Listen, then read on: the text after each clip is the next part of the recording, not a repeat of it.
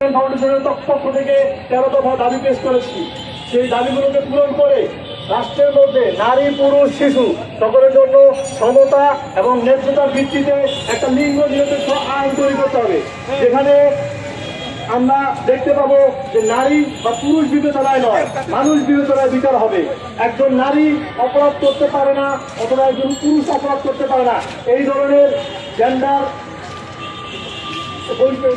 Discrimination বা এই ধরনের একটা প্রিসেট মাইন্ড যে পুরুষ হইলে সে অপরাধী, নারী হলে সাধু, এই মাইন্ড থেকে আমাদেরকে বেরিয়ে আসতে হবে।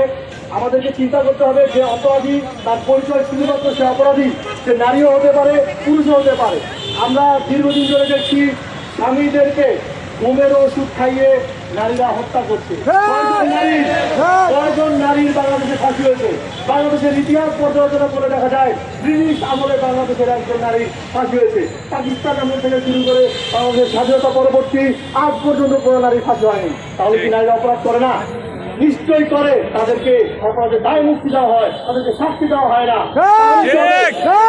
যদি কেউ মনে করে যে আমি অপরাধ করে শাস্তি পাবো না, ঠিক করবে, অপরাধ উৎসাহী হবে, তাহলে কি রাষ্ট্র ব্যবস্থা নারীদেরকে অপরাধী হয়ে ওঠার জন্য উৎসাহ প্রদান করছে?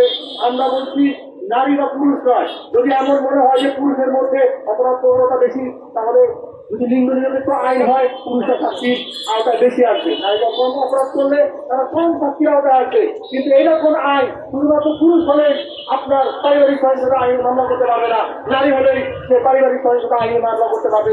এই ধরনের বৈষম্য বাংলাদেশে চলতে পারে না এবং আমরা তা চলতে দেবো না।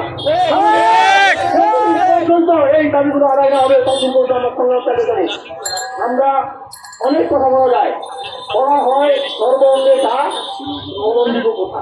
আমরা দেখছি সমস্ত কথা বলে আপনার নারী মন্ত্রণালয় করার পরেও ভারতে এমন কোন মন্ত্রণালয় নাই সেখানে নারী জন্য স্পেশাল সুবিধা নাই।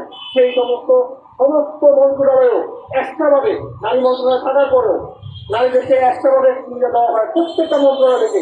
কিন্তু পুরুষের জন্য কি করা হচ্ছে?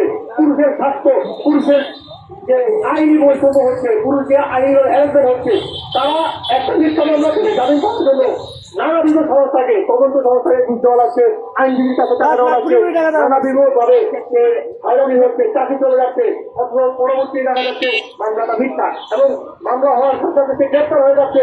এই ধরনের বৈষম্যপূর্ণ আইন আমরা বলি যে লিঙ্গ নিরপেক্ষ ভাবে এবং সমস্ত মানুষের জন্য সমাজে একটা সংস্কার করতে হবে এবং কোন অপরাধের ক্ষেত্রে সুনির্দিষ্ট প্রমাণ ছাড়া কাউকে গ্রেপ্তার করা যাবে না।